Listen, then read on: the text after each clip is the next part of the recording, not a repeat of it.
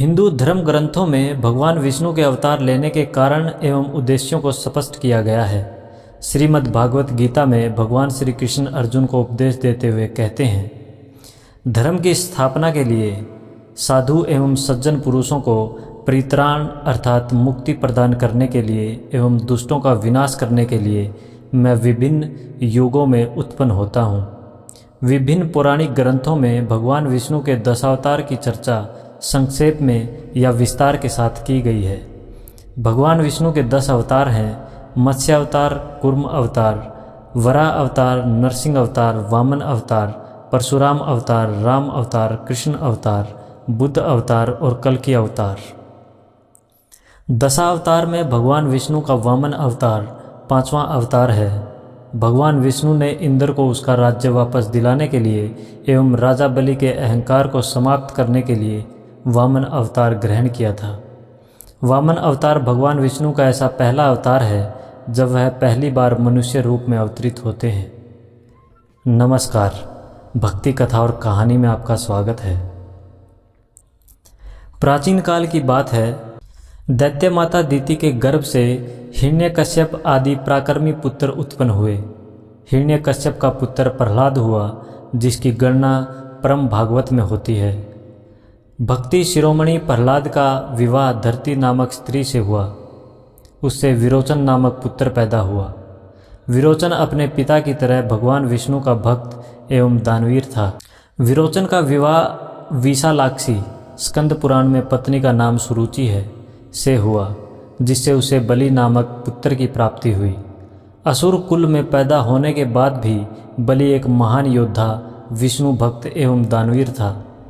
उसकी प्रकृति उदार थी, परंतु उसे अपनी शक्ति और वैभव का अहंकार था। प्राचीन काल में देवताओं और ब्राह्मणों की निंदा करने वाला एक महापापी जुआरी था। वह सदा पराई स्त्रियों में आसक्त रहता था। एक दिन उसने कपटपूर्ण जुए के द्वारा बहुत सारा धन जीता। फिर अपने हाथों से स्वास्तिक, पान का तिकोना बीड़ा बनाकर तथा गंध और माला आदि सामग्री जुटाकर एक वैश्य को भेंट देने के लिए वह उसके घर की ओर दौड़ा। रास्ते में उसके पैर लड़खड़ा गए और उसी समय वह पृथ्वी पर गिर पड़ा। गिरने पर क्षण भर के लिए उसे मूर्छा आ गई। जब मूर्छा दूर हुई तब पूर्व जन्म के किसी अन्य प्रभाव के उसके मन में सद्बुद्धि उत्पन्न हुई। जुआरी के मन में अपने कार्यों के लिए दुख और वैराग्य पैदा हुआ। उसने पृथ्वी पर पड़ी हुई गंध, पुष्प आदि सामग्री भगवान शिव की सेवा में समर्पित कर दी। जीवन में केवल यही एक पुण्य का काम उसके द्वारा किया गया। मृत्यु के बाद जब यमराज के दूत उसे यमलोक ले गए, तब यमराज ने उससे कहा, तुम अपने पाप के कारण बड़े बड़े नरकों की यातना भोगने के योग्य हो। तब उसने कहा, यमराज, यदि मेरा कोई पुण्य भी हो तो उस पर भी विचार कर लीजिए। तब चित्रगुप्त ने कहा, तुमने मृत्यु से पहले पृथ्वी पर पड़े हुए कुछ पुष्प भगवान शिव को समर्पित किए थे। इस सत्कर्म के बदले तुम्हें 3 घड़ी के लिए इंद्र का पद प्राप्त होगा। चित्रगुप्त की बात सुनकर जुआरी ने कहा, मैं सबसे पहले अपना शुभ कर्म भोगूंगा। उसके ऐसा कहने पर देवगुरु बृहस्पति जी देवताओं सहित वहां आ पहुँचे और उस जुआरी को ऐरावत हाथी पर लेकर इंद्र भवन गए। वहां बृहस्पति जी ने इंद्र से कहा, तुम 3 घड़ी के लिए इसे अपना सिंहासन प्रदान कर दो। गुरु की बात मानकर इंद्र ने जुआरी के लिए अपना सिंहासन छोड़ दिया। जब जुआरी इंद्र के सिंहासन पर बैठा तब उसने दान देना प्रारंभ कर दिया। महादेव शिव के प्रिय भक्त ऐरावत हाथी को उसने अगस्त्य ऋषि को प्रदान कर दिया। उच्चय सर्वा नामक घोड़ा विश्वामित्र को दे दिया। उसने कामधेनु गाय महर्षि वशिष्ठ को दे दी और चिंतामणि नामक रतन गालव मुनि को समर्पित कर दिया। उसने कल्प वृक्ष उठाकर कौंडिल्य मुनि को दे दिया। जब तक 3 घड़ी पूरी नहीं हुई तब तक वह ऐश्वर्य व वैभव की समस्त चीज़ों को दान देता रहा। 3 घड़ी के पश्चात यमराज के दूत उसे वापस ले गए। जुआरी के दान पुण्य कर्म से यमराज ने उसे पुनः पृथ्वी पर जीवन प्रदान कर दिया। वही जुआरी अपने अगले जन्म में विरोचन के पुत्र बलि के रूप में पैदा हुआ। उसकी माता का नाम सुरुचि था। बलि के गर्भ में आने से विरोचन और सुरुचि का मन धर्म और दान में अधिक लगने लगा।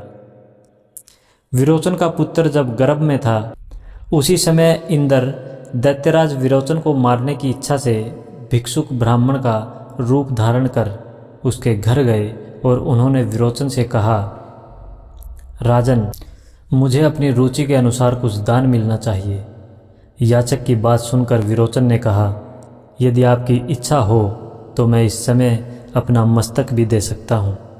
इसके सिवा अपना निष्कंटक राज्य भी आपको समर्पित कर दूंगा। विरोचन के ऐसा कहने पर इंद्र ने सोच विचार कर कहा, मुझे अपना मुकुट मंडित मस्तक उतार कर दे दीजिए। ब्राह्मण रूपधारी इंद्र के ऐसा कहने पर प्रहलाद पुत्र विरोचन ने प्रसन्नतापूर्वक अपने हाथ से अपना मस्तक काट कर इंद्र को दे दिया।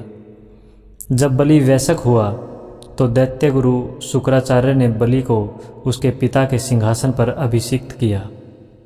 बलि ने गुरु शुक्राचार्य की प्रेरणा से समस्त देवलोक को जीत लिया और स्वर्ग पर अपना अधिकार स्थापित कर लिया। जब बलि ने स्वर्गलोक पर अधिकार कर लिया तो स्वर्गलोक के राजा इंद्र देवताओं के गुरु बृहस्पति जी के पास गए और अपने भय का कारण बताया। बृहस्पति जी ने कहा, राजा बलि त्रैलोक के विजय हो गया है, इसलिए देवतागण स्वर्गलोक छोड़कर अन्यत्र कहीं चले जाएं। देवतागण निराश होकर अपनी माता अदिति की शरण में चले गए। अदिति दक्ष प्रजापति की पुत्री तथा महर्षि कश्यप की धर्मपत्नी थी। देवताओं की स्थिति जानकर अदिति ने कहा, तुम लोग भय मत करो, मैं कुछ उपाय करती हूँ। उन्हें आश्वस्त कर वे महर्षि कश्यप का स्मरण करने लगी। महर्षि कश्यप सृष्टि कार्य से विरक्त हो चुके थे और नारायण के ध्यान में समाधिस्थ थे। एक दिन जब महर्षि कश्यप की समाधि टूटी तो उन्हें अदिति का ध्यान आया। फिर वह अदिति के आश्रम की ओर चल पड़े। महर्षि कश्यप के आश्रम पहुंचने पर अदिति ने उन्हें बलि द्वारा स्वर्ग पर अधिकार कर लिए जाने की सूचना दी। कुछ देर विचार करने के पश्चात कश्यप जी ने अदिति से कहा, तुम नारायण की उपासना करो, उनके अतिरिक्त कोई इस विपत्ति को दूर नहीं कर सकता है। तुम पयोव्रत, सर्वव्रत, सर्वज्ञ के अनुष्ठान से श्रीहरि को प्रसन्न करो। महर्षि कश्यप के कहने पर देव माता अदिति ने 12 दिनों तक पयोव्रत करके भगवान विष्णु की आराधना की। देवतागण भी ब्रह्मा जी की सलाह पर क्षीर सागर के उत्तरी तट पर श्री नारायण की तपस्या करने लगे। स्वयं महर्षि कश्यप भी परम तत्व नामक स्तोत्र द्वारा भगवान का स्तवन करने लगे। देवमाता अदिति, महर्षि कश्यप और इंद्र आदि देवताओं की आराधना से प्रसन्न होकर भगवान विष्णु ने उन्हें आश्वासन दिया कि वह इंद्र का राज्य वापस दिलाएंगे। इस कार्य को निष्पादित करने के लिए वह माता अदिति के गर्भ से ही उत्पन्न होंगे। अपने वचन के अनुरूप भगवान विष्णु महर्षि कश्यप और अदिति की संतान के रूप में वामन अवतार धारण कर उत्पन्न हुए। भाद्रपद मास के शुक्ल पक्ष की द्वादशी के मध्याह्न में प्रयाग में वामन भगवान का अवतरण हुआ था। इस प्रकार भगवान वामन अदिति के 12 पुत्रों, जिन्हें आदित्य कहा जाता है, में से एक हुए। अदिति के अन्य पुत्रों में इंद्र, विवस्वान, अंशुमान, मित्र, वरुण इत्यादि हैं। इस प्रकार भगवान वामन इंद्र के छोटे भ्राता भी हुए।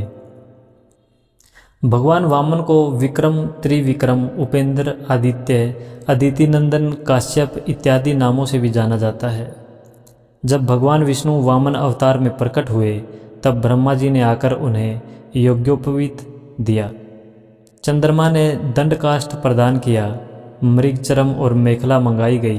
पृथ्वी ने उन्हें चरण पादुका भेंट की।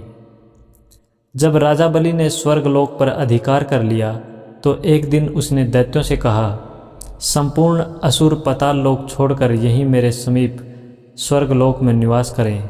यह सुनकर शुक्राचार्य ने कहा, यदि तुम स्वर्गलोक में अपना निवास बनाना चाहते हो तो तुम्हें अश्वमेघ यज्ञ द्वारा अग्निदेव की आराधना करनी होगी। यह आराधना भूलोक पर ही संभव है। जब राजा बलि स्वर्गलोक पर अपने अधिकार को स्थायी करने के लिए अपना अंतिम अश्वमेघ यज्ञ कर रहे थे तभी भगवान वामन एक ब्राह्मण के रूप में उसकी यज्ञशाला में पहुँचे। राजा बलि ने वामन देव को देखकर कहा, हे ब्राह्मण देवता, आप बताएं आपको क्या चाहिए। तब वामन भगवान ने राजा बलि का गुणगान करते हुए कहा, राजन, हिरण्यकश्यप के पुत्र प्रहलाद जी हुए जो बड़े विष्णु भक्त हैं। उन्हीं प्रहलाद जी के पुत्र आपके पिताजी थे जो संसार में विरोचन के नाम से विख्यात हुए। उन महात्मा ने स्वयं ही अपने मस्तक का दान करके इंद्र को संतुष्ट किया था। राजन, आप उन्हीं महात्मा विरोचन के पुत्र हो। आपने अपने यश का विस्तार किया है। आपने इंद्र को भी जीत लिया है। आपकी ख्याति दान करने वाले के रूप में है। मुझे ज़्यादा कुछ नहीं, बस 3 पग भूमि दे दो। राजा बलि ने कहा, बस इतनी सी बात है, आप कुछ और मांग लें। वामन देव ने कहा, मुझे कुछ और नहीं चाहिए, बस 3 पग भूमि दे दो। राजा बलि के गुरु शुक्राचार्य वामन देव को पहचान गए। उन्होंने बलि को सचेत करते हुए कहा, यह साक्षात भगवान विष्णु हैं। आप इन्हें जमीन देने से मना कर दें। इनके छल में आने से आपका सर्वस्व चला जाएगा। ये इंद्र का कार्य सिद्ध करने के लिए आए हैं। इन्होंने मोहिनी रूप धारण कर देवताओं को अमृत पिलाया और राहु को मार डाला। शुक्राचार्य के समझाने पर राजा बलि ने कहा, मैं प्रहलाद का पुत्र हूँ, वचन देने के बाद पीछे नहीं हट सकता। बलि से भूमि दान का संकल्प लेने के बाद भगवान वामन अपने विराट रूप में उपस्थित हो गए। उन्होंने एक पग में संपूर्ण पृथ्वी एवं दूसरे पग में ऊपर के सभी लोक को नाप दिया। उनका दूसरा पग सत्यलोक में जाकर ठहरा था। ब्रह्मा ने अपने कमंडल के जल से भगवान के उस चरण को पखारा। भगवान के चरण पखारने से जो चरणोदक तैयार हुआ, उसी से संपूर्ण पापों का नाश करने वाली तथा सबके लिए परम मंगलमयी गंगा जी प्रकट हुई। 2 पग में संपूर्ण जगत को नापने के बाद भगवान वामन अपना विराट रूप छोड़कर पुनः वामन रूप में आ गए। इसके पश्चात भगवान वामन ने राजा बलि से पूछा, मैं अपना तीसरा पग कहाँ रखूं? यदि तुम अपने संकल्प से विमुख होते हो तो तुम्हें नरक का भागी होना पड़ेगा। राजा बलि ने अपना मस्तक उनके सामने रखते हुए कहा, हे प्रभु, आप इस पर अपना तीसरा पग रख दें। राजा बलि ने कहा, संपत्ति का स्वामी संपत्ति से बड़ा होता है। सब कुछ गंवा देने के बाद भी राजा बलि के अपने वचन से विमुख न होने की वजह से भगवान वामन अति प्रसन्न हो गए और उसे पाताल लोक का अधिपति बना दिया। इंद्र को उसका राज्य वापस दिला दिया। ऐसी मान्यता है कि पूरे दक्षिण भारत में बलि का राज्य था एवं महाबलीपुरम उसकी राजधानी थी। केरल में ओणम का पर्व आज भी राजा बलि की याद में मनाया जाता है। जब भगवान वामन ने राजा बलि को पाताल लोक का अधिपति बना दिया तो राजा बलि ने वामन देव से कहा, हे प्रभु, आप मुझे वरदान दीजिए कि मेरा साम्राज्य शत्रुओं से सुरक्षित रहे। ऐसा वरदान देने के कारण भगवान विष्णु को पाताल लोक का द्वारपाल बनना पड़ा। भगवान विष्णु सशरीर उपस्थित होकर 8 पहर पाताल लोक की रक्षा करने लगे। भगवान विष्णु के पाताल लोक में रहने के कारण बैकुंठ धाम में सभी इस बात से चिंतित हो गए कि बैकुंठ धाम का क्या होगा। इस समस्या के निदान के लिए नारद जी ने लक्ष्मी जी को एक उपाय सुझाया। लक्ष्मी जी राजा बलि के दरबार में उपस्थित हुईं और उन्होंने राजा बलि से कहा, वह राजा बलि को अपना भाई बनाना चाहती हैं। राजा बलि ने लक्ष्मी जी की इच्छा को सहर्ष स्वीकार कर लिया। इसके बाद लक्ष्मी जी ने राजा बलि की कलाई पर रक्षा सूत्र बांध दिया।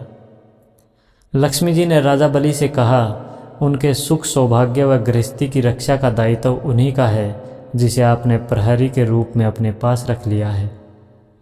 लक्ष्मी जी की बात सुनकर राजा बलि ने भगवान विष्णु को प्रहरी के कार्य से मुक्त कर दिया। इसके बाद राजा बलि ने लक्ष्मी जी से कहा, यदि आप यहाँ आ गई हैं तो कुछ दिन यहाँ रुकें और हमें आतिथ्य का अवसर प्रदान करें। लक्ष्मी जी ने उनके आग्रह को मान लिया। ऐसी मान्यता है कि श्रावण पूर्णिमा, रक्षाबंधन से कार्तिक मास की त्रयोदशी धनतेरस तक भगवान विष्णु और लक्ष्मी जी पाताल लोक में राजा बलि के यहाँ रहते हैं। धनतेरस के बाद जब भगवान विष्णु लक्ष्मी जी सहित वापस बैकुंठ लोक को आते हैं तो दीपावली का पर्व मनाया जाता है। जय हिंद।